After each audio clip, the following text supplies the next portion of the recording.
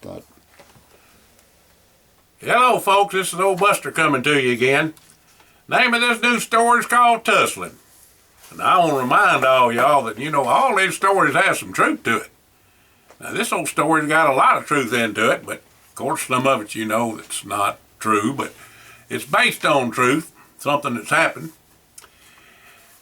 So I just want to remind y'all that. Again, the name of this place is, an old story is Tusslin. Well, Buster, where are you going? Asked Walter. I know where he's a-going, exclaimed Hired. And you do too, Jesse. Yep, said Jesse, I hear them boys over there a-cussing a Blue Street. They is a-cussing to beat the band and taking the Lord's name in vain. And he just ain't gonna have none of it. Especially it being Sunday and all our families coming in to dinner here at Tankerdale's. Well, Hired said, watch this. It's gonna be a sight for sure. There's 5 of them fellers over there and just Buster. Maybe we ought to help him. They's all growed men. Just wait a minute, boys. You all know Buster whooped 6 men twice in his life, once when he was in the war and once when he went to the University of Arkansas over Sandy Hobson. Well, Sandy Hobson was a friend of the family, so it wasn't like what you're thinking. Well, that is for sure, said Jesse. Remember that, Walter? Well, reckon I do, but he ain't got no corner to back up to. Dalton and Devane done taught us a bunch more about fighting now, so I ain't worried none a bit, said Hired. When Buster got up, went over to the fellers at their table and asked them polite-like not to be a-cussing like that. Like they was that it was Sunday and all their folks was coming for dinner. Well, them fellers told Buster where he could go and called him and the Lord some terrible names. Well, them was fighting words for Buster, I'm here to tell you. He told them boys why don't they take it outside, and they told him right here and now was good enough. Well, Buster told all 5 of them ne'er-do-wells there, if it had to be that way, that he'd have to hurt some of them bad, and he didn't want to do that. Before Buster could get it all said, all them fellers jumped up and went after Buster. It was the mud, the blood, and the beer. And I reckon all of it was them fellers' blood. Well, Buster hollered over to Jesse to call the ambulance for him. One of them men was near about 7 foot tall and looked like he lived in a gymnasium. And the rest of them wasn't no little fellers neither. Now, to tell you what Buster done to him would curl your hair, I tell you. There was broke arms and legs and busted noses and cracked ribs and a collarbone on the biggin. You know that collarbone, that hurts awful bad. Them boys run into a buzzsaw for sure, I tell you. Buster wasn't even winded and didn't even have nary a scratch on him neither. When the ambulance fellers come to told them all off to hospital, Buster told the biggin he didn't hold for that kind of talk and especially taking the Lord's name in vain. Remember that, he said,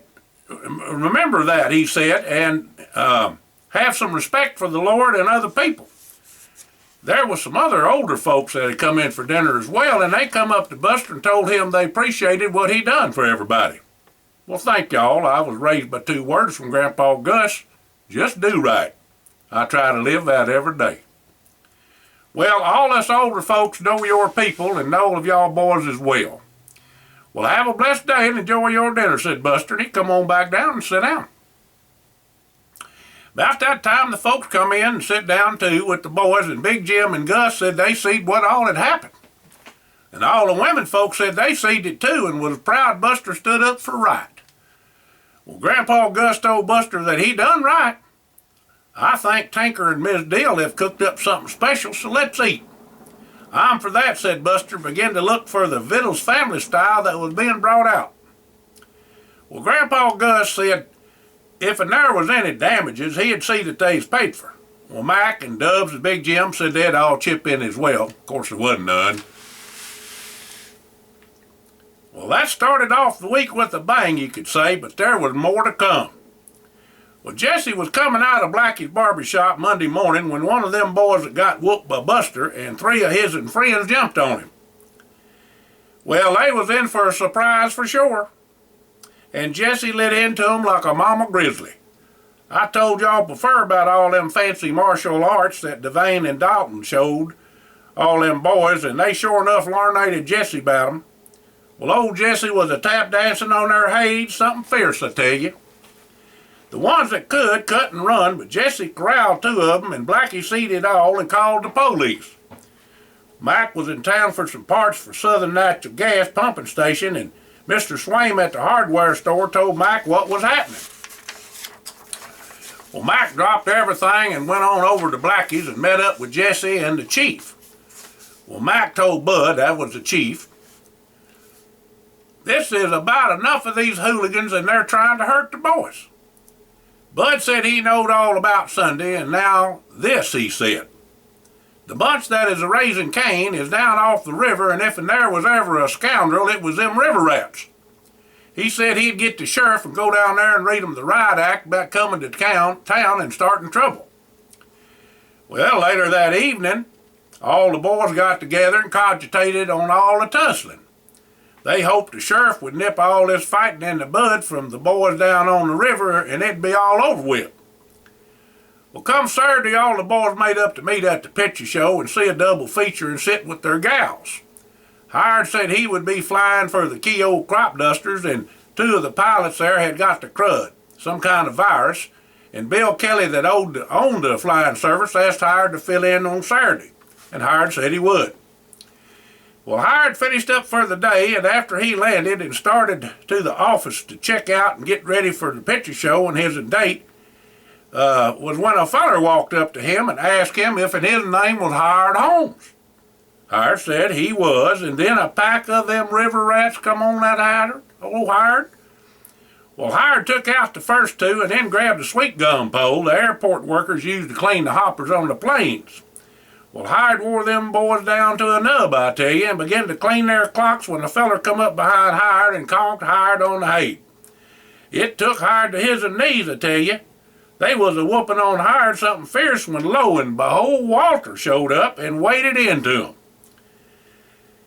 Walter was coming from penning up some of their cattle for the sale barn when he seed the ruckus. Now, Walter wasn't no slouch when it come to tussling, I tell you, and he was near about big as old Buster. His and brother Melvin seed to that whilst he was coming up. They tussled all the time. When it was all tallied up, there was 8 of them river boys laid out colder than a wedge. Well, Bill called the sheriff, and he come and carted them all off to jail. Hired had a knot on his head like a goose egg, but other than that, just a few bruises and being a mite sore. Now, this carrying on had gone on long enough. Wasn't no need for no police nor sheriff. Grandpa Gus and Big Jim and Mac and Dubs and told them all that enough was enough. If this kept up, somebody's gonna get killed. Well, Grandpa Gus called up Dalton and Devane and asked them to come on down and see if they had any ideas on how to handle all this revenge fighting. Well, they did, and had some news about it all, and called them together to tell them what all they found out. It come to be that this bunch just wasn't no regular no-count. They was hired to stir up trouble for the boys and their families. They was thieves and killers and hired out for money. The biggin that Buster broke his collarbone was the ringleader. He has a record a mile long, and so did all the rest of them river rats. Dalton said the Presidential Corps would clear out the nest of vipers for sure. Horace and Alfred come that night along with 10 of their men. Well, all of the all the soldiers was equipped with night vision, thermal detection, flashbang grenades, and it's the new ones that DARPA's come up with, and all manner of weapons. Best as Devane could figure, there were near about 50 of them to take out. Drones went in at night and did the recon on the hideout and sent the information to Devane. At 3:30 a.m., Dalton gave the order to commence operations. He said he wanted to take the leader alive if at all possible. It didn't matter about the rest of them scumbags. Well, after all the fighting was over with and Devane questioning Ellis, the ringleader, Mr. Holmes was filled in on what all they learned.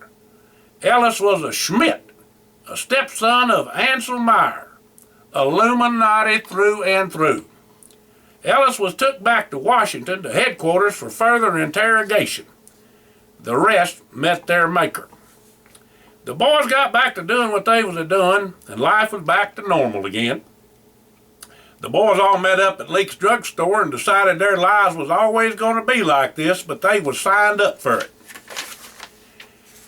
There was immeasurable rewards, but also immeasurable sacrifices.